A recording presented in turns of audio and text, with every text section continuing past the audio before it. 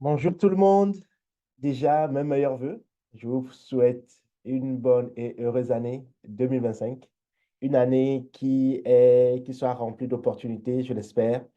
Et même nous allons y travailler pour. Donc, je vous souhaite en mon nom propre et au nom de Cloud Inspire, une belle et heureuse année, pleine de succès, beaucoup de santé, parce que la santé reste quand même notre capital le plus important, et beaucoup de réussite dans tous les projets que vous allez entreprendre. Et sans plus tarder, nous allons commencer cette nouvelle année avec la Cloud Room sur le Python à l'ère de l'IA. Donc, comment est-ce que aujourd'hui nous devons apprendre à coder plus vite, mieux et plus intelligemment à l'ère de ce changement auquel nous assistons, qui est l'avènement et l'émergence de l'intelligence artificielle de plus en plus dans nos quotidiens. Donc, qui sommes-nous? Chez Cloud Inspire, dont je suis le fondateur, nous aidons, nous transformons vos défis technologiques en opportunités stratégiques. Donc, nous avons une expertise qui est reconnue et nous sommes dans l'innovation continue. L'idée, c'est vraiment d'avoir une approche souveraine et de faire du cloud un levier de croissance plutôt qu'un centre de coût. L'idée, c'est de vous apporter tous les outils et tout le modèle business et toute la formation qu'il faut pour que vous ayez tous les outils en main pour prendre en la vague de cette innovation qui est en train de se profiler. Elle n'est même plus à l'horizon, elle est déjà là. Donc, nous faisons aussi de la relation humaine le point central de notre stratégie, sachant que c'est l'homme, c'est l'humain qui valorise tous les outils que nous mettons en place. Donc, quelle est notre offre de service? Nous faisons de l'intelligence artificielle, beaucoup d'intelligence artificielle, de l'intelligence artificielle souveraine, qui est basée sur vos propres infrastructures, sur le cloud que nous apportons, donc aussi le cloud privé, pour gérer vos infrastructures. Nous faisons de la supervision pour vous aider à superviser, à monitorer, à gérer vos infrastructures. Nous faisons de la sécurité et de la conformité. Nous faisons beaucoup d'automatisation pour nous. Le DevOps, c'est notre motto. On le respire au quotidien. Nous automatisons au quotidien toutes nos opérations de l'orchestration. Et l'idée, c'est vous donner tous les outils pour gérer de façon efficace aussi tous vos plans de sauvegarde, de reprise d'activité, ce qu'on appelle aussi de disaster recovery, mais pas de la manière qu'on a l'habitude de le faire, où vous allez faire de l'immobilisation, mais où vous allez faire ce qu'on appelle du disaster recovery on demand. Donc, au besoin, vous déployez votre infrastructure et vous êtes capable de scaler sur l'infrastructure que vous venez de déployer. Donc, ça, c'est le cœur de notre métier, le cœur de notre activité.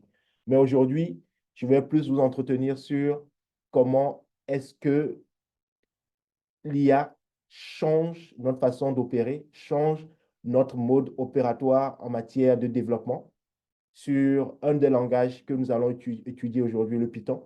Mais il n'y aura pas que du Python avec lequel vous pouvez travailler. L'idée, c'est que vous pouvez travailler avec plusieurs langages et ce changement-là impacte pas que cet environnement, mais tout l'écosystème des développeurs, des opérationnels, des gestionnaires et même des managers. Vous allez le comprendre par la suite. Donc, qu'est-ce que nous allons voir aujourd'hui? Nous allons comprendre pourquoi est-ce que Python est un langage quand même incontournable dans notre écosystème actuellement. Vous allez découvrir aussi les différents outils qui sont révolutionnaires, que j'aurai l'occasion de vous présenter, de vous faire la démonstration, et on ira dans une session euh, de partage où on parlera de l'avenir des développeurs, mais pas que des développeurs, des opérationnels, de tous ceux qui sont dans l'industrie de l'IT aujourd'hui dans l'ère de l'intelligence artificielle. Donc, on parlera des DevOps 2.0, des développeurs 2.0, des sysadmins 2.0. Aujourd'hui, comment est-ce que nous devons réinventer notre métier pour rester compétitif et opérationnel dans tout ce qui va arriver. Vous allez découvrir pourquoi tout à l'heure. Donc, si tout est bon, nous pouvons démarrer. Donc aujourd'hui, pourquoi est-ce que Python est un outil, est un langage essentiel aujourd'hui? Évidemment, Python est devenu le langage incontournable dans le domaine de l'intelligence artificielle et des data scientists. Pourquoi? Parce que la plupart des librairies, ont été développés dans ce langage. Toute la partie d'infrastructure qui permet même de faire du cloud, de l'automatisation, les plus gros systèmes ont été développés avec du Python. Pourquoi? Parce que c'est un langage qui est très simple et accessible. Tous les data scientists aujourd'hui utilisent du Python, mais pas que les data scientists.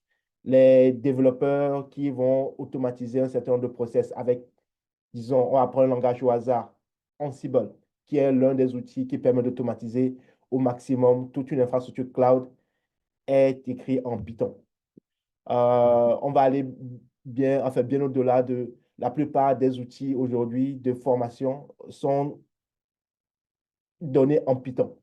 Donc, l'écosystème de l'IA et de la data scientist est très vaste.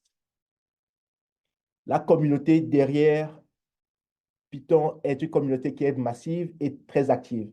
Donc, aujourd'hui, il y a aucun, vous ne pouvez pas vous en passer parce que l'intégration avec d'autres technologies est tellement imbriquée que Python reste un élément, devient un élément assez facile d'utilisation, très simple et qui va permettre de s'interconnecter avec la plupart des différents outils aujourd'hui qui existent sur le marché.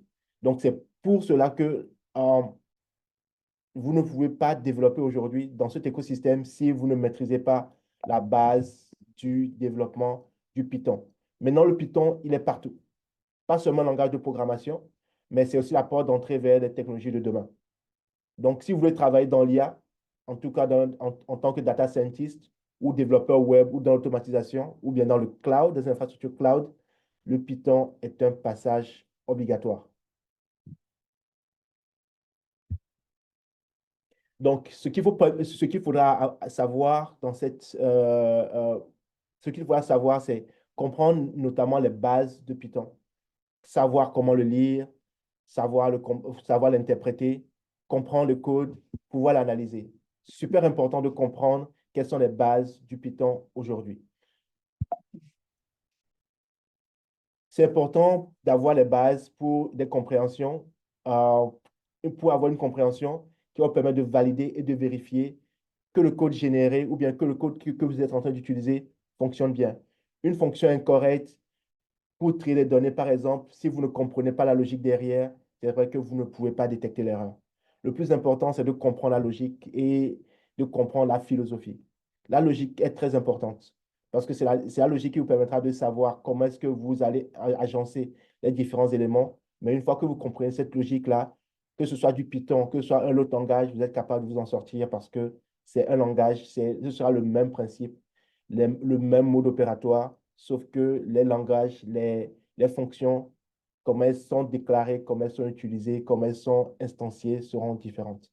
Donc, comprendre la logique pour pouvoir lire un code, identifier les erreurs et pouvoir apporter de la correction. Maintenant, l'idée, c'est pas de réapprendre à redévelopper la roue. L'idée maintenant, c'est d'apprendre à coder beaucoup plus vite et beaucoup plus intelligemment. Vous devez savoir qu'aujourd'hui, à l'ère de l'IA, il y a beaucoup d'outils, même si vous allez sur ChatGPT, vous êtes capable de lui demander des instructions avec un prompt. Vous lui posez une question. Voici le code que j'ai envie d'écrire. L'IA est capable de vous générer ce code. Vous pouvez le prendre, le copier et le coller. Ça fonctionne très bien. Les développeurs aujourd'hui ont à la disposition tout cet outil, tous ceux qui sont là, qui vont leur permettre d'écrire des codes, qui vont leur permettre de corriger des bugs. Vous avez une erreur, vous pouvez copier l'erreur, vous le copiez dans le chat GPT. Chat GPT est capable de le lire, de le comprendre et puis de vous donner des fixes que vous allez reprendre, recopier et le ramener dans votre code à vous. Vous avez vu cette opération, vous allez copier le code, donc sortir un bout de code que vous allez mettre dans chat GPT, l'utiliser, voir le corriger et puis le recopier, le ramener chez vous, alors que vous n'avez pas tout le contexte, tout l'écosystème derrière pour vous permettre d'avoir un mode de fonctionnement qui est beaucoup plus intégré. Donc, vous allez le copier juste des bouts de code et cette façon de coder, ce n'est pas très rapide parce que vous allez perdre du temps dans les corrections, souvent les erreurs, souvent les outputs que vous allez recevoir ne seront pas pareils par rapport à l'ensemble de de votre code, il faudrait trouver comment agencer toutes ces fonctions qui vont s'appeler les unes entre les autres et trouver comment est-ce que vous allez trouver le moyen de faire fonctionner toute votre application. Aujourd'hui, il existe ce qu'on appelle des agents IA. Et ces agents vont vous permettre de rédiger vos codes, vont s'installer à l'intérieur de votre éditeur, vont analyser tous les bouts de code que vous avez, capables de vous aider à rédiger vos fonctions, les écrire, les corriger et vous aider à aller beaucoup plus vite. Donc, ça ne sert à rien d'essayer de battre un agent à l'intelligence artificielle, mais il faudra comprendre comment ça fonctionne et l'utiliser à son avantage. L'idée, c'est vraiment d'aller beaucoup plus vite et beaucoup plus sereinement en se focalisant sur ce qui fera la différence entre un code qui est généré par une IA et quelqu'un qui va essayer de travailler et avoir le même résultat. Ce qui est sûr, ceux qui vont utiliser l'IA iront beaucoup plus vite que ceux qui vont essayer de le faire manuellement. Mais l'IA n'est pas indispensable, mais il faut savoir utiliser les atouts à son avantage et utiliser l'innovation et la logique que cela apporte pour pouvoir se concentrer sur des choses beaucoup plus importantes, des choses beaucoup plus à plus grosse valeur ajoutée, parce que tout ce qui sera code en brut, en hard, on le verra tout à l'heure, peut être généré automatiquement. Maintenant, il va falloir faire la différence entre une IA et vous, et qu'est-ce que vous apportez vraiment comme valeur au-delà de juste générer du code et faire fonctionner un bout d'application. Donc, dans les outils qui existent, qui transforment aujourd'hui tout l'écosystème des développeurs, mais pas que des développeurs, de tous ceux qui sont dans l'opérationnel, de tous ceux qui vont gérer des infrastructures, des managers, des équipes de DevOps, on a des outils comme Bot.gi, Do It Yourself. On a Lovable, on a Transformer, on a Klein, on a Aider, on a Rogue Klein, qui sont des outils. Et ces outils-là, on peut les appeler des agents IA.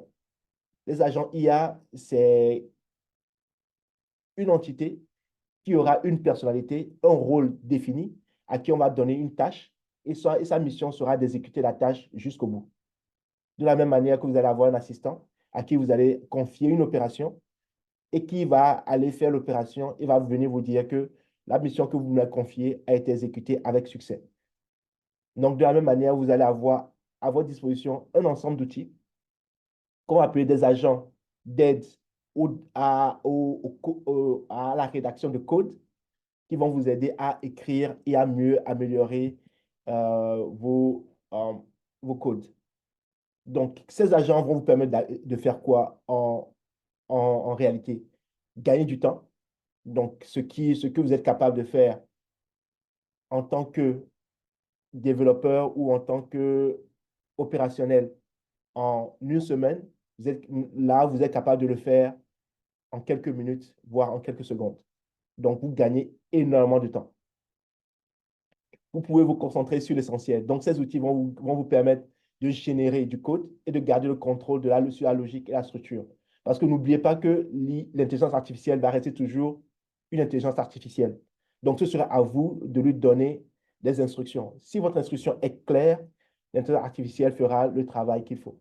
Donc, il faudra, à votre niveau, avoir de la structure, avoir de la logique et que cette logique-là soit la plus explicite possible, sans ambiguïté, pour que l'IA soit capable de te retraduire exactement votre logique et vous sortir le résultat attendu. Si vous n'êtes pas clair, pas précis dans vos requêtes et dans ce qu'on appelle dans votre prompt, c'est sûr que l'IA va vous sortir un résultat qui sera à l'image du niveau de clarté de votre expression de besoin. Donc, il y a même ce travail de restructuration, de clarification que vous devez avoir pour gérer au mieux toute cette opération que les IA vont être en mesure, que les IA vont vous apporter.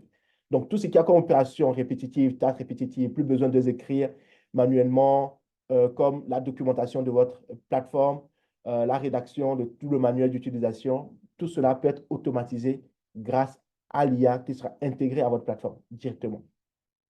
Évidemment, vous pouvez collaborer ensemble avec d'autres personnes parce que vous allez avoir une structuration et cette structure va faire que vous allez avoir un mode de fonctionnement qui sera respecté par l'ensemble de votre équipe et tout le monde pourra écrire le code en suivant la même philosophie, la même structure et on aura un résultat qui sera euh, correct. Donc, plus facile à organiser et plus facile à partager, surtout en équipe. Donc, l'outil que nous allons voir aujourd'hui s'appelle Klein. Et ce sera un assistant d'IA pour les développeurs. Et cet assistant-là, que vous soyez débutant, expert, l'agent Klein va vous aider à coder beaucoup plus vite, beaucoup plus rapidement et de façon beaucoup plus intelligente. D'accord? Donc, ce que nous allons voir, c'est ce que c'est que Klein. Klein, d'abord, c'est un assistant IA qui a été conçu pour les développeurs qui va comprendre vos besoins dans un langage naturel. Donc, vous êtes capable d'exprimer en langage naturel votre expression de besoin à cet outil et il va pouvoir vous générer des solutions adaptées à votre projet. Donc, on va lui dire, j'aimerais créer une application de gestion de d'assets ou bien de gestion d'inventaire qui va intégrer telle fonctionnalité. La fonctionnalité 1, vous devez énumérer la fonctionnalité. On doit pouvoir avoir un modèle, un login et un password reset. Nous devons avoir un menu qui sera dans ce sens, telle couleur, nous voulons l'avoir, et ainsi de suite. Une fois que vous avez fait l'expression de votre besoin, il est capable de générer pour vous tout le code parce que vous avez donné des instructions fonctionnelles. Il sera capable de pouvoir de vous aider à corriger les bugs en cas de problème. Ces bugs-là peuvent être corrigés automatiquement. Donc, il a la fonction d'exécuter le code et de voir que le code présente une erreur et de le corriger automatiquement pour vous. Il va vous permettre aussi de faire ce qu'on appelle de la refactorisation. Vous avez un code que vous avez développé qui vous permet de faire une opération, mais le code n'a pas été optimisé. Donc, il est capable de reprendre le code, de l'optimiser pour vous, de le rendre beaucoup plus performant, réduire comment dire, l'empreinte numérique de votre code pour que vous ayez tous les outils, pour que vous ayez un code qui soit beaucoup plus propre, beaucoup plus lisible pour vous permettre de pouvoir comment dire, partager en équipe. Il va aussi vous permettre de faire ce qu'on appelle de la suggestion intelligente qui va proposer de l'optimisation et des alternatives par rapport à certaines fonctions qui peuvent être beaucoup plus deprecated, comment dire, en déphasage ou bien qui ne sont plus maintenues par rapport à d'autres fonctions qui sont beaucoup plus modernes. Donc, Plan sera un assistant IA qui va vous aider à rédiger cet ensemble de fonctionnalités. Donc, sans plus attendre, nous allons passer à la démonstration. Donc, pour notre démonstration, nous allons utiliser ce qu'on appelle le VS Code. Pour ceux d'entre vous qui ne savez pas, vous pouvez installer Klein directement sur vos différents éditeurs. Un instant, j'autorise certaines personnes à se connecter sur la Cloud Home.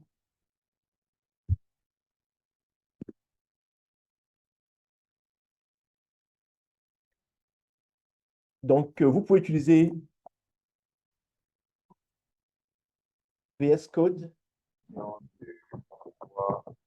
pour développer votre application. Donc, VS Code, comme vous le voyez, vous pouvez utiliser soit communiquer là-dessus sur le déroulement du concours, les partenaires, les rencontres, c'est ce qui se fait. Bon, vous pouvez l'utiliser directement sur votre ordinateur ou bien vous pouvez aussi l'avoir en mode serveur aussi. Sur en mode serveur, vous l'avez sous le fichier, sous le format code serveur. Donc, soit ça, vous le téléchargez directement sur votre machine, ou bien vous avez aussi la partie code serveur aussi. Code serveur. Code serveur qui est la version en ligne du VS Code qui vous permet d'avoir les mêmes fonctionnalités que du VS Code, mais sauf que cette fois-ci, vous ne l'avez pas sur votre ordinateur, mais vous l'avez sur un serveur distant. C'est intéressant parce qu'il vous permet de vous connecter à à votre serveur de code et de pouvoir opérer même si vous n'avez pas votre desktop avec tous les outils qui sont embarqués directement. Donc, depuis n'importe quelle machine, vous pouvez retrouver votre environnement automatiquement en vous connectant sur ce VS Code qui est aussi qui est en ligne. Donc, ça peut être intéressant pour certaines personnes qui ont envie d'avoir des bureaux distants ou bien des bureaux déportés. Donc, vous avez aussi la version code serveur qui s'installe très facilement. Donc, c'est juste en une seule ligne de commande, vous avez la fonction qui s'installe et vous pouvez, à partir de là, accéder à l'ensemble des fonctionnalités de votre code. Nous, c'est ce que nous avons utilisé, code serveur, mais rien ne vous empêche d'utiliser le VS Code directement depuis votre desktop. Une fois que vous avez le VS Code qui est installé, il vous faudra installer ce qu'on appelle le client. Si certaines personnes disent client, certaines personnes disent C-line, tout dépend. Moi, je dirais client. Et là, vous avez le VS Code qui est là, VS Code, et vous allez dans le client. Donc, la fonction, elle est ici et vous pouvez télécharger ça directement dans votre éditeur. Oups. Vous pouvez télécharger ça directement dans votre éditeur en cherchant la fonction client.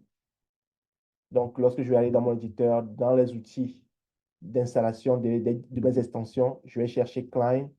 Et une fois que j'ai Klein, je vais pouvoir télécharger Klein. Mais ça, j'ai déjà le Klein. Donc, plus besoin de l'installer. Je l'ai déjà ici. Maintenant, une fois que vous avez le Klein, vous devez lui donner un API pour qu'il puisse se connecter à un modèle, à un LLM. Donc, par défaut, Klein a été développé par les développeurs d'Anthropic. Donc, il est très compatible avec Anthropic. Anthropic étant un des langages LLM qui est assez bon en matière de développement. Donc, en prenant ce modèle, vous mettez votre, votre API, token API que vous pouvez retrouver sur le site d'Anthropic. En allant sur Anthropic, vous pouvez télécharger et récupérer l'API. Vous pouvez aussi avoir des API pour d'autres modèles aussi, puisque vous pouvez le connecter à tout type de modèle. Maintenant, dans notre cas, on va utiliser du Claude 3.5 Sonnet, mais rien ne vous empêche d'utiliser aussi le DeepSeek, qui est aussi un langage, un modèle qui est aussi très populaire, ou bien du OpenAI, ce que fait comment ça s'appelle, ChatGPT. ChatGPT a été créé par OpenAI. Donc, nous, dans le cas, on va utiliser l'anthropique. Donc, une fois que nous avons ce modèle, une fois que nous avons Klein, on va pouvoir juste lui poser des questions. Voici les questions que j'ai le prompt qui est là. Et dans ce prompt, je ne sais pas si... Voilà. Donc, d'ici, dans ce prompt, je vais lui poser une question, tout simplement. Soit je peux écrire en français ou en anglais. Je lui dis, écris. Je vais faire en français, write me a small script in Python, tout simplement. En lui demandant cette instruction, il va faire appel à l'API et va m'écrire un petit script Hello Python ici. Et ce fichier-là, il me l'écrit directement dans mon environnement qui est là. Instant, je vais augmenter cette fenêtre. Et là, j'ai une fonction qui est prête à l'emploi avec un petit hello qui me fait une documentation assez claire du fichier qui est là, avec le contenu qui est là. Maintenant, ce fichier-là, je peux même demander de l'exécuter, il va l'exécuter pour moi, puisqu'il me propose aussi l'exécution du script de la même manière ici. Donc, je peux faire approve ici, et puis il va m'exécuter le code automatiquement. Donc, en faisant ça, il va exécuter le code.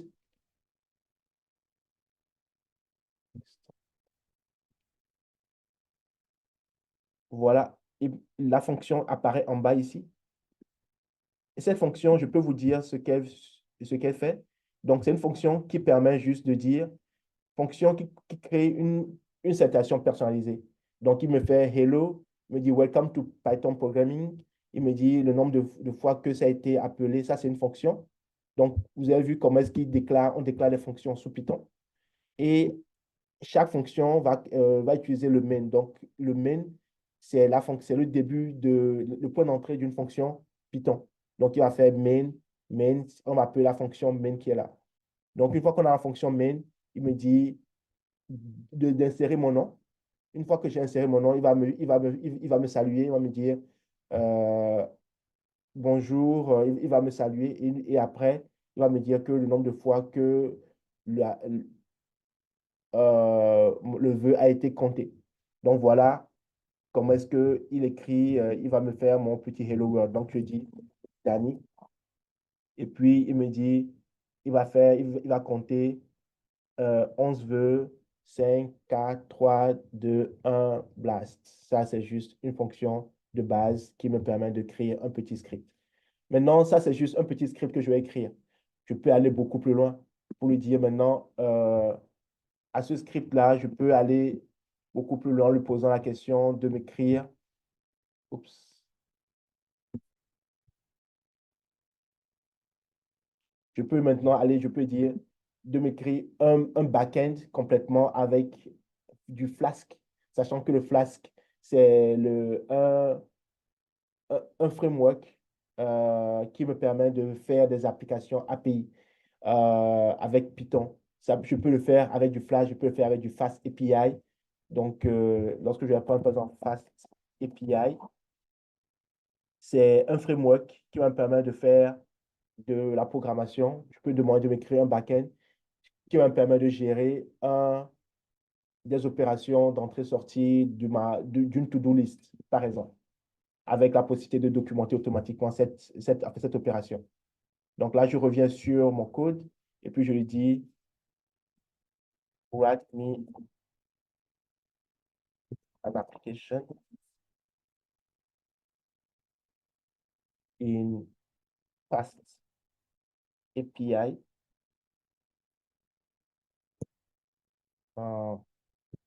to manage assets and inventories. Tout simplement. Et là, il va m'écrire une application. Donc, il redit ce qu'il est en train de faire. Donc, il va me générer tout ce dont j'ai besoin, va me créer l'application et va pouvoir l'exécuter automatiquement, me créer même la base de données. Et, euh, et comme je l'ai dit en mode auto-approve, donc j'ai coché cette option auto-approve. Donc, c'est-à-dire que je lui demande, je ne fais rien, je lui donne juste des instructions et puis il va faire des validations automatiques, va me créer les bases de données, va me créer les tables, va me créer toutes les fonctions, va me créer tout ce qu'il faut pour que l'application soit fonctionnelle et à la fin, va exécuter, va s'assurer que notre API est opérationnelle.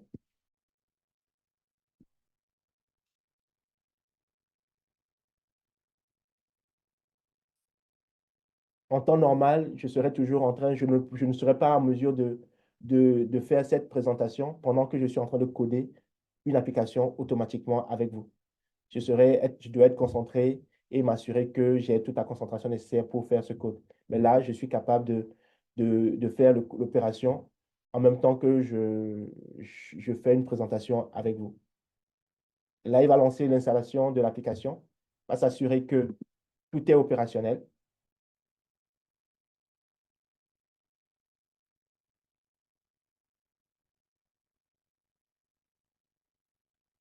Là, il fait un appel. Il faudrait juste patienter. Pendant qu'il fait l'opération, si j'ai d'autres opérations à faire, je pourrais aller me concentrer sur cette opération et le laisser terminer. À la fin, il aura exécuté l'opération de bout en bout. Maintenant, comme rien n'a été spécifié de façon claire sur quelle est la nature du script à écrire, c'est vrai qu'il m'a généré un certain nombre de choses en fonction de sa compréhension du code. Donc là, il m'a généré le code qui est là, il peut me demander de l'exécuter. Maintenant, je peux demander à exécuter la commande A pour voir comment est-ce que ça se comporte. Il va demander à installer un certain nombre de de prérequis. Je peux aller beaucoup plus loin pour dire que le code que je viens de générer, j'aimerais le mettre dans un environnement Docker. Vous savez très bien que si on doit passer, on doit remettre ce code-là en environnement Docker, ça doit encore prendre du temps. Là, je peux demander à ce qu'il ne fasse pas l'opération d'installation parce qu'il il veut installer le PIP, le PIP, qui est l'outil de gestion des packages sous des librairies sous Python. Il veut l'installer sur ma machine. Je lui dis, je n'ai pas envie qu'il l'installe sur ma machine, j'ai envie de l'installer dans un environnement conteneur. Donc, je vais arrêter l'opération puisque j'ai quand même la main sur le type d'opération qu'il veut faire. Donc, je rejette le reste des opérations. Je ne veux plus qu'il me fasse quoi que ce soit. Et il me dit que l'opération est terminée, mais parce que j'ai quand même suivi sa logique. Et une fois qu'il a fini de faire son opération, je vais lui dire maintenant, dans une nouvelle tâche, je lui dis put all the code in Docker and write me the Docker compose file and sure you uh, make sure we have a full documentation. Donc, en lui disant ça, je m'assure que je vais avoir une documentation complète de tout le script qu'il a fait avec, avec le manuel d'exploitation. Donc, je lui donne la requête et j'attends, tout simplement. Donc, il va relire le contenu, va m'assurer qu'il va faire le nécessaire, il va m'écrire mes Docker files. Et donc, le premier Dockerfile, il a commencé à l'écrire. Donc, il va m'écrire le Dockerfile, va s'assurer que le code, je peux le pousser dans le Docker et puis je peux le lancer à travers un conteneur Docker. Donc, voilà. Comment est-ce que je suis capable aujourd'hui de coder une application qui me permet de gérer des assets avec une base de données que je vais gérer en environnement Docker en quelques lignes d'expression de besoin. Maintenant, si je peux aller beaucoup plus loin en lui spécifiant directement quel est le niveau de détail auquel j'aimerais, du moins ce qu'il me génère les différents éléments. Et voilà. Donc là, il vient de me créer mon Dockerfile qui est là, mon Docker Compose, avec les différents éléments. Là, il est en train de me faire le README de la documentation du code que je viens de générer. Donc, voilà la documentation aussi qui est prête. Donc, voilà, j'ai le README qui est prêt. Donc, il me présente la structure du projet. Donc, là, je laisse terminer. Il est en train de s'assurer que tout est conforme.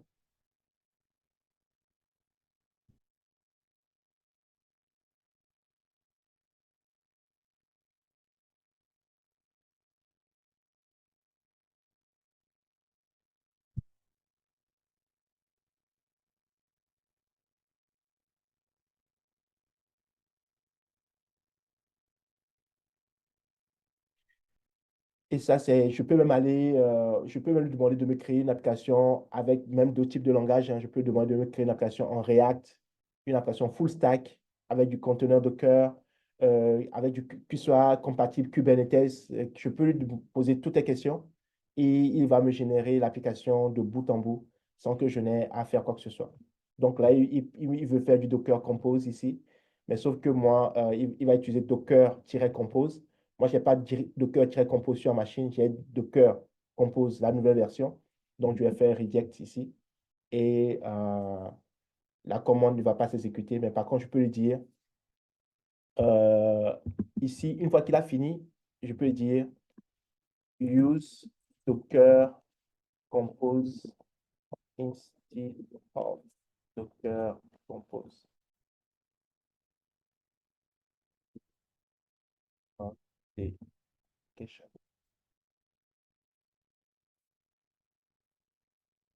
Donc, je lui pose juste une question pour lui dire, voilà, donc utilise plutôt Docker espace compose au lieu d'utiliser Docker compose. Donc là, il me propose la commande, il me demande de l'exécuter moi-même, sachant que ce sont des opérations qui sont des opérations d'administration. Donc, je ne lui ai pas donné quand même la main pour qu'il fasse de l'auto-approve.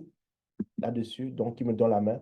Et là, il est en train de construire. Si vous pouvez voir sur ma fenêtre, vous pouvez voir que là, il est en train de construire le Docker Compose en bas ici. L'image. Une fois qu'il aura fini, il va essayer de lancer le conteneur.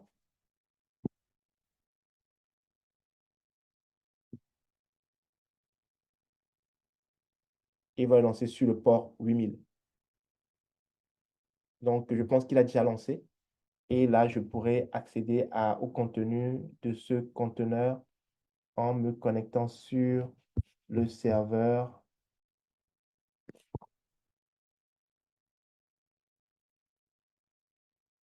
100.10. Sur le port 8000. Voilà. Je vais ouvrir. Là, il me dit, parce que j'ai fait du rate limit. Là, le script est là. Je vais vous montrer à quoi ça, euh, qu'est-ce qui me génère finalement ici. Là, si je prends sur la partie Docker, c'est ça, sur le port 8000, c'est c'est l'adresse du serveur. Voici ce qui vient de me construire. Le système d'assets avec les différents API documentés qui sont là. Donc, j'ai les assets, le post et get. Donc, j'ai une documentation qui est propre sur le back-end que je vais le construire. Et si je vais ici, je vais accéder normalement à l'API directement. Donc là, je suis en mode API directement. Donc, je n'aurai pas de front-end. Donc, voilà comment est-ce que je suis capable de générer une application en quelques secondes, un API qui est complètement écrit en Python, parce que Fast API, c'est une application en Python, donc que je viens de créer pour gérer automatiquement mes assets. Oups, un instant, je suis ici, là, la partie doc. Et la documentation, elle est claire, elle est là. Le README est là, où il me dit tout simplement, c'est une application qui est en face API et voici les fonctionnalités. Je peux faire les assets, les inventories, la base de données et puis de Docker Compose, comment est-ce qu'on le construit, Docker Compose, BDC, ainsi de suite. Donc, les assets sont là, comment est-ce que je les manipule et ainsi de suite. Donc, j'ai une documentation qui est claire, qui est prête à l'emploi. Donc, je n'ai plus besoin de passer du temps à rédiger cette documentation. Je peux aller beaucoup plus vite. Donc, ça, c'est l'un des outils qui vous permet de faire cette opération rapidement et de ne pas perdre du temps. En temps normal, ça m'aurait pris au moins 30 minutes pour faire cette opération, en temps normal. Mais là, ça n'a même pas pris une dizaine de minutes. Il y a d'autres outils qui existent, qui peuvent même aller beaucoup plus loin. Supposons que j'ai envie de créer d'autres applications. Je peux utiliser ce qu'on appelle le Bolt.GY qui est là, sur lequel je peux aussi utiliser des modèles de langage, le DeepSeek par exemple. Et là, je peux demander de me créer une application. Je peux demander de créer un site web, une application full stack, application en React. Et je peux demander par exemple de me faire un front-end. euh, Créer le front-end d'une application de gestion de d'assets et d'inventaire. d'inventaire. Euh, je veux une application moderne euh, avec euh,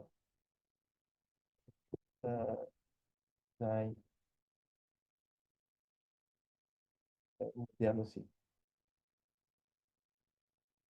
Je peux même demander de me dire quel type d'information je peux même aller beaucoup plus loin parce que vous avez aussi la fonction qui va permettre d'enrichir votre prompt. Si vous n'avez pas beaucoup de questions, vous cliquez dessus et puis il va développer automatiquement un prompt pour vous. Là, voici ce qu'il me dit.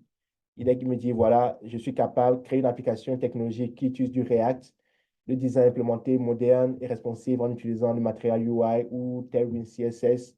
Et puis, il me demande les fonctionnalités principales, le CRUD, create, read, et puis mise à jour, suppression. Donc, voilà, il me crée l'opération. Une fois que je suis OK sur la définition de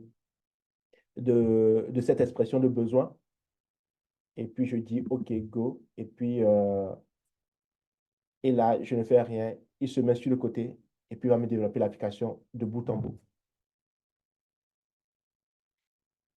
Voilà, on va le laisser terminer, on va le laisser continuer. Donc, il va me créer tous les fichiers, étape par étape. Il va les créer les uns après les autres et s'assurer que tout fonctionne bien. Ce que je viens de faire là, je peux aussi le faire avec avec le client aussi. Donc, ce même prompt que je viens de copier, que je viens de générer, ici, si je copie la même chose, je suis capable de le donner aussi à l'autre interface, à client. Il va me faire la même chose.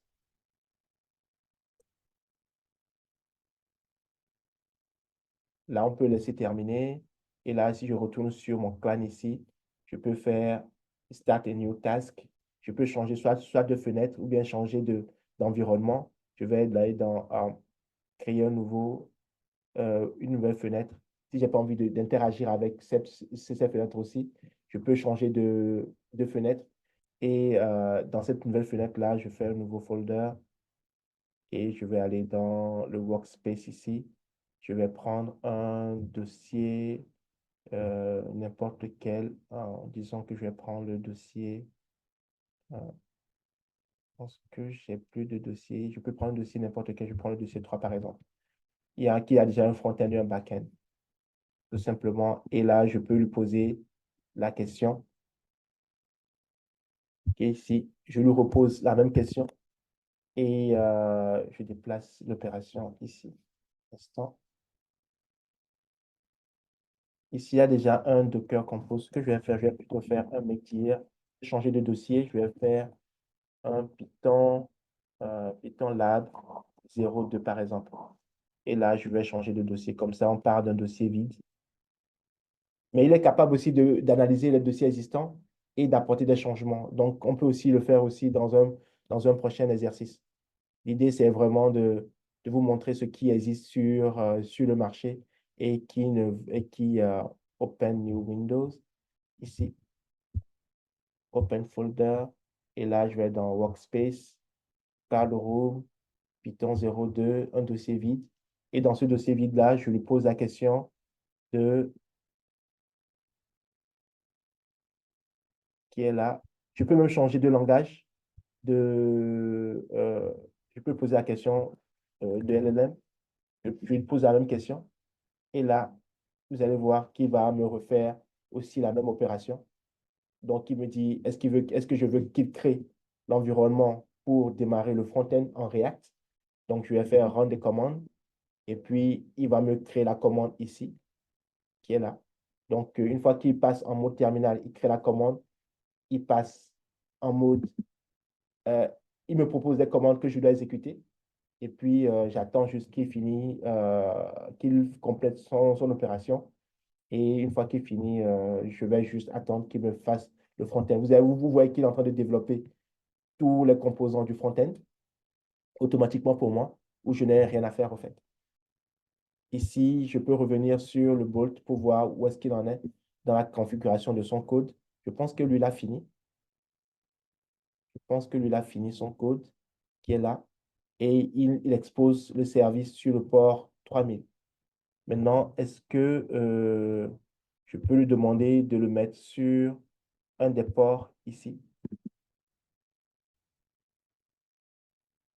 Et sur le 3000, je peux voir le preview. Est-ce que le preview fonctionne ou pas? Non.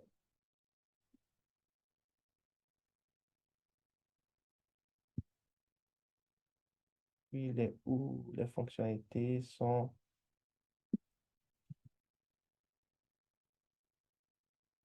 petit i d dashboard. Il va reprendre le processus et puis va s'assurer que le dashboard est disponible et puis va me rejouer le script automatiquement. Donc voilà comment est-ce que je peux avoir un front-end que je peux créer de bout en bout sans que je n'ai à modifier quoi que ce soit, juste en faisant du prompting.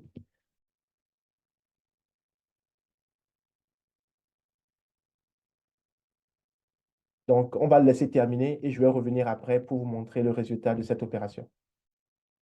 Donc, en attendant, on va passer sur la prochaine étape. Et évidemment, lorsque vous avez des outils comme ça, les managers ont juste des idées en tête. Ils se disent, pourquoi avoir 20 personnes, 30 personnes, 40 personnes que je paie, alors que je suis capable de, en une seule ligne d'expression de besoin, de développer le travail de 50 personnes en moins de temps et en moins d'itération. Parce qu'en temps normal, si vous développez une application de ce genre, vous allez le faire disons, en une semaine, en un mois, des fois, parfois en 6 mois. Alors que là, je suis capable de faire la même chose que vous même pas en une journée. En moins d'une journée, en moins de 5 heures, je suis capable de faire le travail de 50, 60, 100 personnes automatiquement avec un seul individu. Évidemment, les managers vont se dire, OK, on va remplacer tout le monde par l'intelligence artificielle. Ce serait le réflexe des managers, ce qui est normal, parce que ça permet de réduire des coûts et ça permet d'optimiser. On ne va plus se plaindre de vous dire, le manager demande a fait des besoins tout le temps, alors que on peut à chaque fois changer. Le prompt est là. Si vous changez le code, vous dites, OK, cette fonctionnalité, on n'en veut plus. Voici cette nouvelle fonctionnalité que nous voulons avoir. Automatiquement, l'IA le fait, ne se plaint pas, le fait bien et est tout le temps de bonne humeur. Donc, pourquoi ne pas remplacer les ingénieurs par l'IA? Donc, je pense que là, en tant que développeur, en tant que sysadmin, on a un réel problème là. Je ne sais pas si vous voyez. Est-ce qu'on a un problème ou pas? Est-ce qu'on a un problème? Vu tout ce que je vous ai montré, est-ce qu'on a un problème? Vous pouvez le mettre dans le chat, hein, parce que ces outils-là sont là, ils ne vont pas partir. Ils ne feront que se développer davantage. Donc, une seule personne est capable de faire le travail de 60 personnes. Je pense que bientôt, on n'aura plus besoin de nous.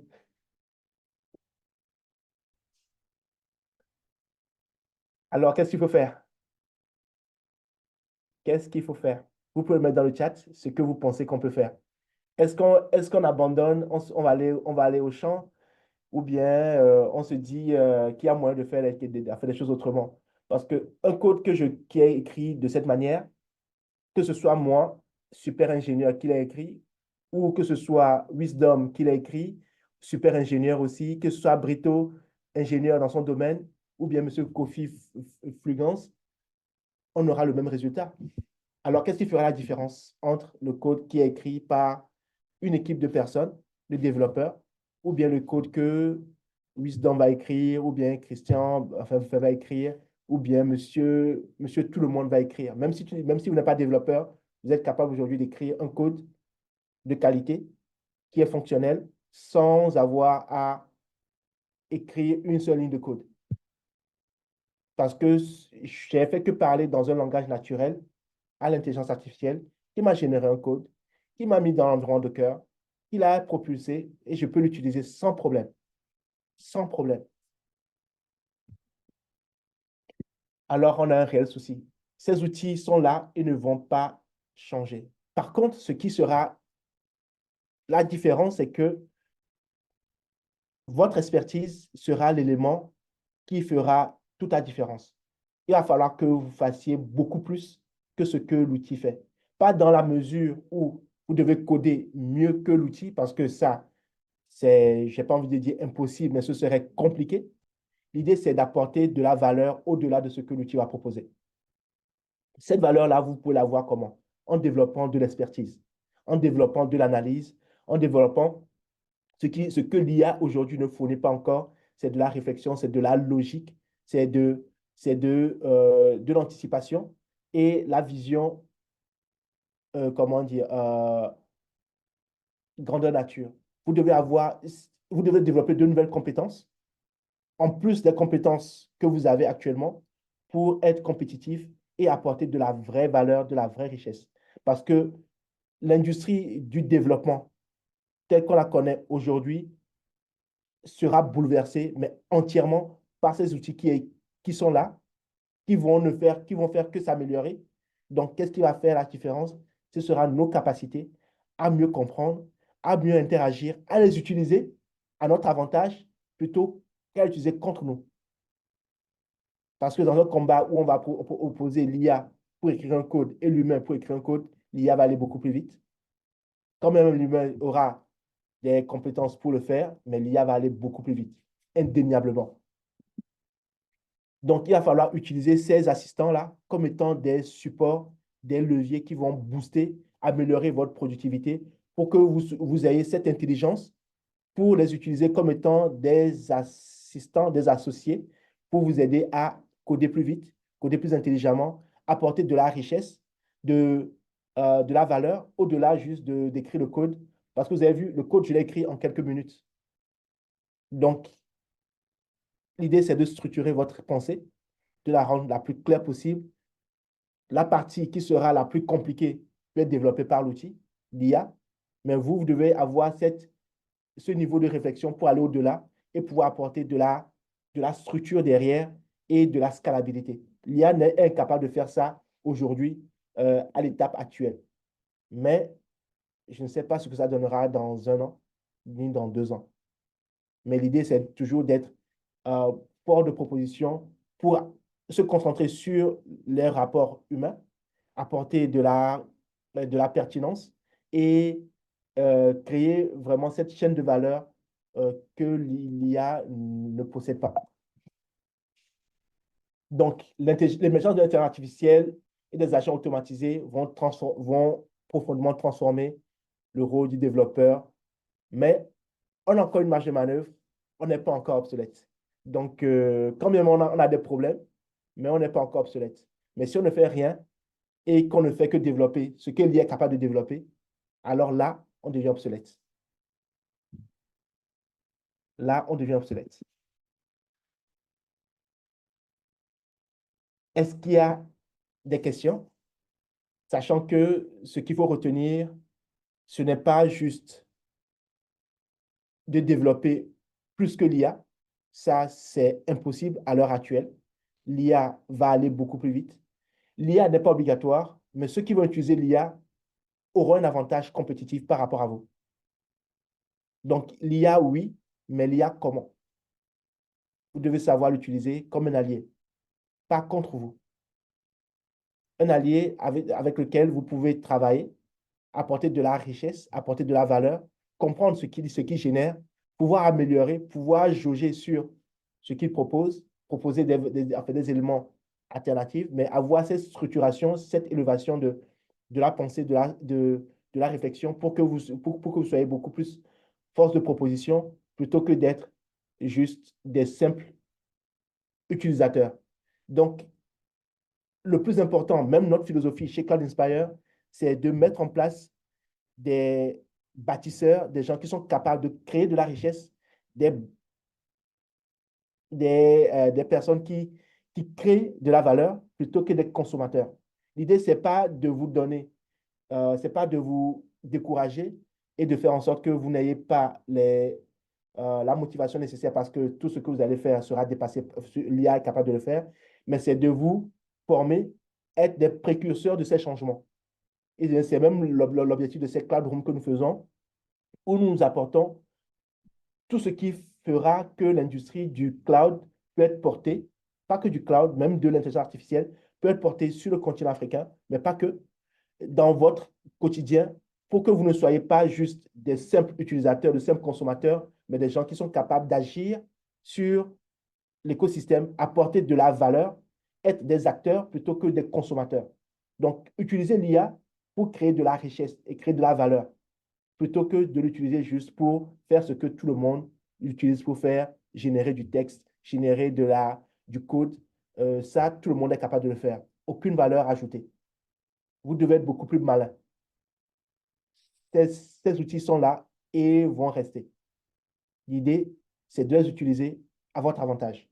Comment est-ce qu'à partir du code généré, vous pouvez aller beaucoup plus vite, beaucoup plus loin et être force de proposition et pouvoir réfléchir au-delà. Ça, c'est notre mission chez Cloud Inspire et c'est ce que nous essayons afin d'inculquer à chaque fois dans nos cloud rooms et dans nos formations et dans notre philosophie. Est-ce que vous avez des questions? Je pense qu'il y a une question qui est dans le chat. Il dit, je pense que l'IA ne peut pas remplacer les développeurs et donc, en tant que développeur, je ne pense pas que nous n'allons pas perdre nos emplois. Par contre, il est important que les développeurs se donnent à une update pour s'adapter à l'ère de l'IA. Ça, c'est vrai. Ça, c'est vrai. Pour le moment, nous avons de la marge.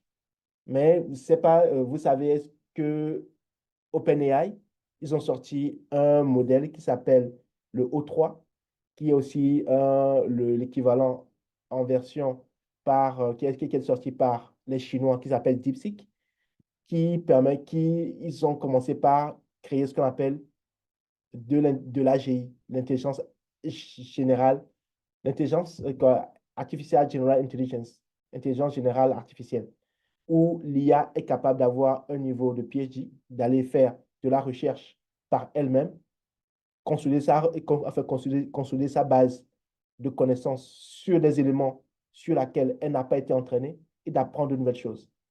Donc, une IA qui est capable d'agir comme un humain. Ils sont en train d'aller vers cette nouvelle technologie. Donc, qu'est-ce que ça va donner dans un an, dans 2 ans? Je ne saurais vous dire. Mais l'idéal, le plus important, c'est qu'on soit en mesure de comprendre les différents enjeux et de pouvoir faire plus que ce que l'IA est capable de faire. Et ça, c'est très important. Est-ce qu'il y a d'autres questions?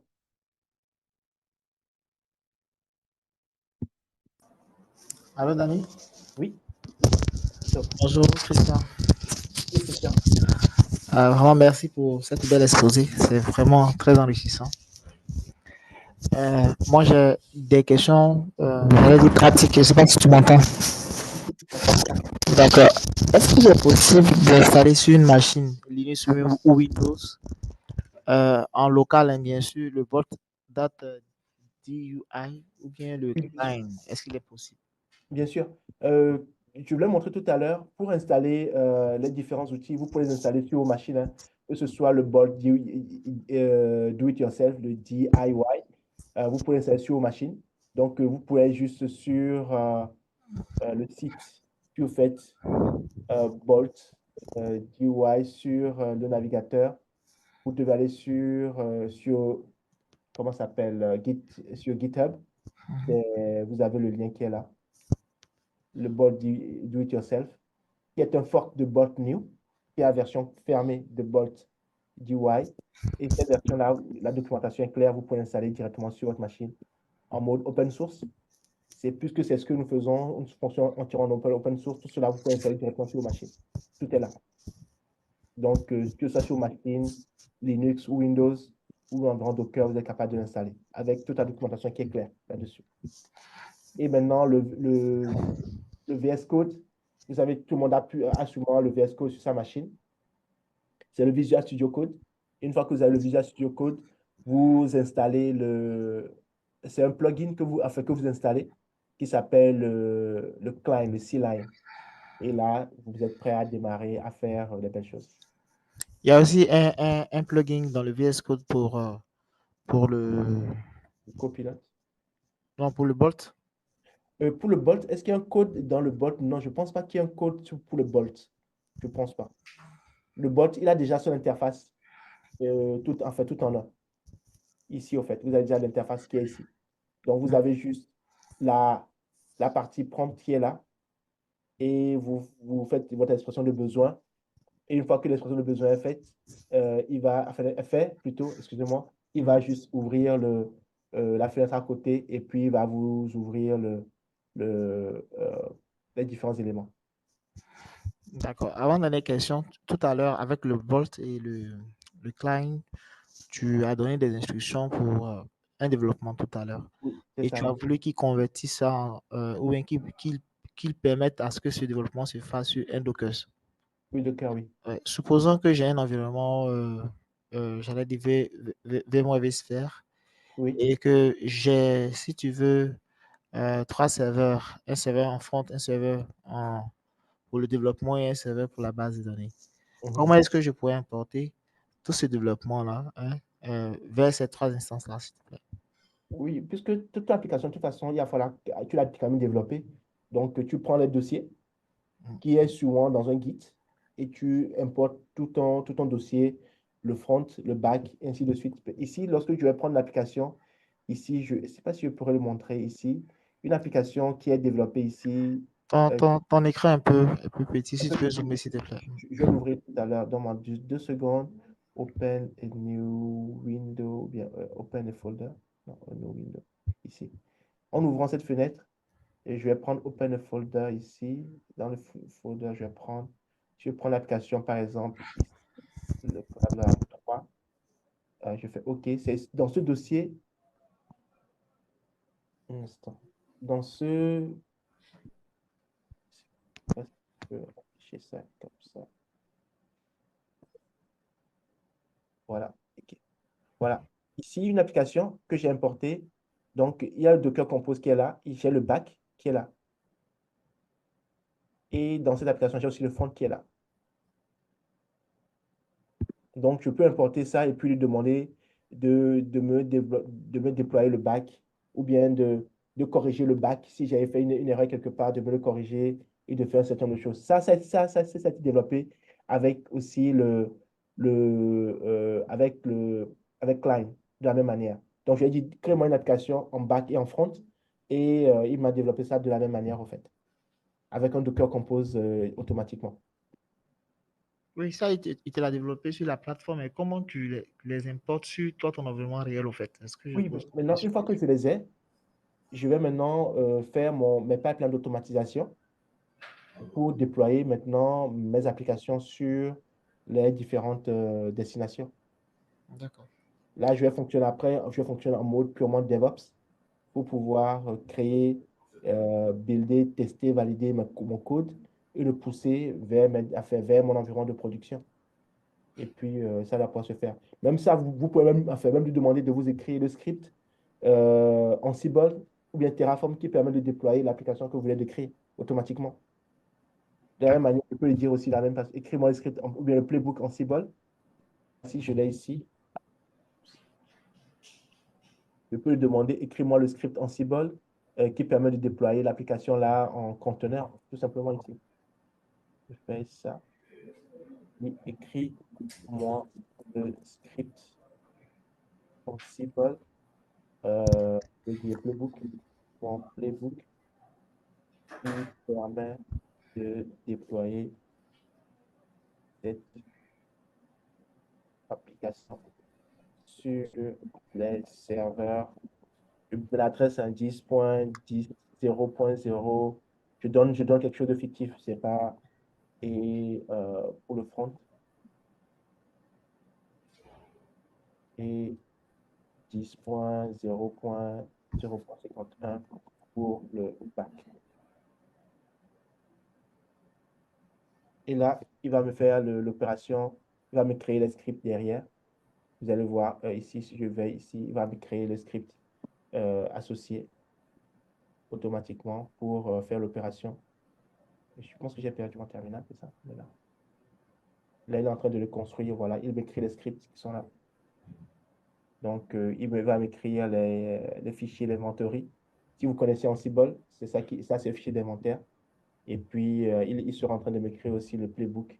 Il va me l'afficher tout à l'heure, dès que c'est OK. Donc là, je suis en rate limit parce que le token que j'ai ne me permet pas d'aller au-delà. Je peux changer d'outil et aller vers du DeepSeek et faire l'opération derrière, en fait, aussi. Je peux prendre d'autres langages et les utiliser au besoin pour faire mon opération comme je l'entends.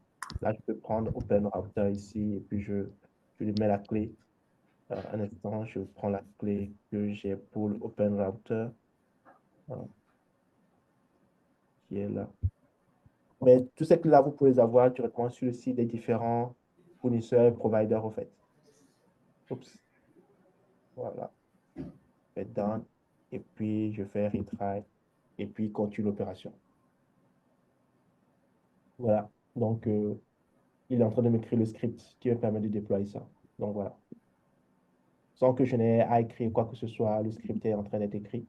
Une fois qu'il est fini, va me dire que l'opération est terminée. Et puis, j'ai mon script de déploiement aussi qui est prêt.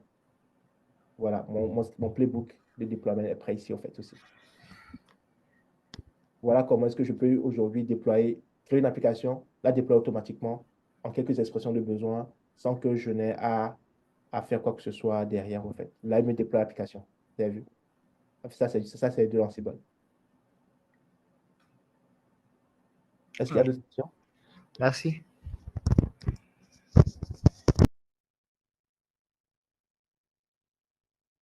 Est-ce qu'il y a d'autres questions?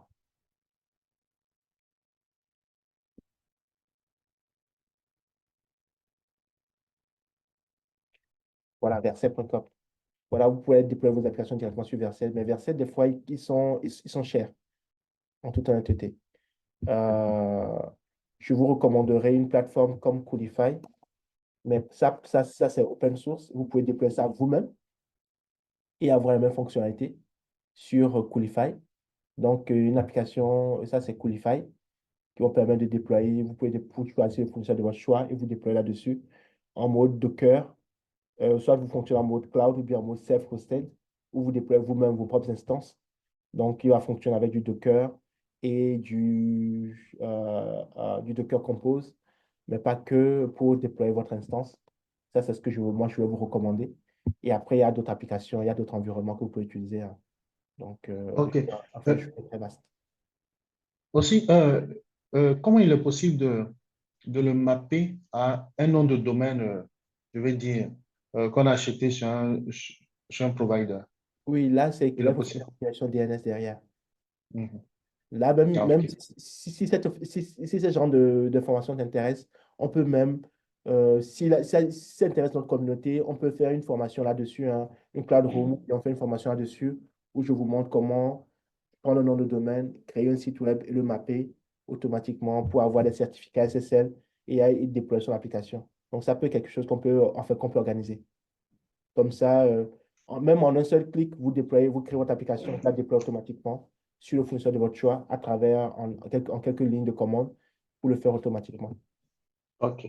Super. Super. Merci beaucoup, Dani. Je t'en prie. Est-ce qu'il y a d'autres questions? Bon, je pense qu'on a dépassé l'heure. Merci à vous. Merci à vous.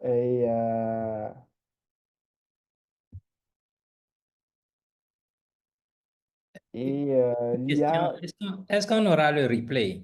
oui, bien sûr, il y a le replay, oui, Merci beaucoup. ici.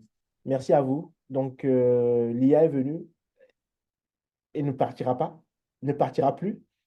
Donc, il faut s'adapter. Trouver les moyens d'utiliser l'IA à votre avantage pour développer vos applications, vos manières de coder. On verra aussi comment est-ce que on peut utiliser de l'IA pour faire des opérations entièrement automatisées. Là, on a vu une IA qui est capable de coder. On verra qu'on peut avoir des IA qui auront des fonctions beaucoup plus que ça. Donc, on peut avoir des IA qui sont capables de gérer des infrastructures, des IA qui vont gérer la sécurité, des IA qui vont gérer des agendas, qui vont gérer le support, des IA qui vont gérer l'interaction, l'envoi d'emails, la gestion de prospection, et ainsi de suite. Et nous allons faire pour la prochaine fois une formation pour apprendre à créer son agent IA. Donc, l'agent IA, c'est ce qui sera la révolution en toute honnêteté. C'est la révolution aujourd'hui en matière d'innovation. Donc, avoir des entités capables d'avoir des tâches autonomes et d'être autonomes de bout en bout et de pouvoir discuter entre elles. Donc, chaque intelligence artificielle va communiquer ou bien chaque agent va pouvoir communiquer entre eux. Ils vont communiquer entre eux et partager un certain nombre d'informations en fonction de leur appétence et de leur spécialisation. Ils vont développer cette relation, soit vont se passer des messages, ou bien vont se passer des instructions, et chaque IA ou bien chaque agent sera capable de faire son opération jusqu'à la fin et retourner le résultat final pour que vous, en tant qu'utilisateur ou bien donneur d'ordre, vous ayez votre réponse qui est toute faite avec l'infrastructure ou bien le système construit de bout en bout. Par exemple, vous pouvez dire, en tant qu'IA, j'aimerais créer mon site web et l'héberger chez le fournisseur, disons, qui se trouve au Sénégal.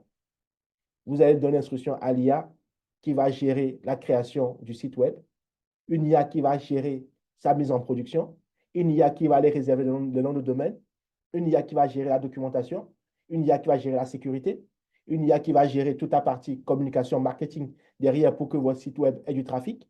Et à la fin, on va vous dire, OK, par rapport à la requête de création de site web et de recherche de leads, de marketing, nous avons créé votre site web qui est prêt, qui se trouve ici. Selon les recommandations sécuritaires que vous avez demandées, tout a été configuré et le site web, il est prêt. En 2 minutes, 3 minutes, 5 minutes, voire 1 heure, le travail est complet de bout en bout. Et nous allons apprendre dans la prochaine session comment on va créer des différents IA, leur donner des fonctions, leur donner des outils pour qu'ils aillent créer, modifier, appeler, interroger des bases de données, interroger des applications, interroger vos moteurs de recherche, aller sur Internet pour aller faire de la recherche, récupérer l'information et pouvoir la traiter en toute autonomie et à la fin, vous sortir le résultat mâché et condensé tel que vous l'avez demandé. On va apprendre à le créer de bout en bout. Donc, ne ratez surtout pas la prochaine session. Donc, sur ce, merci à vous et bonne continuation. Merci, Dani.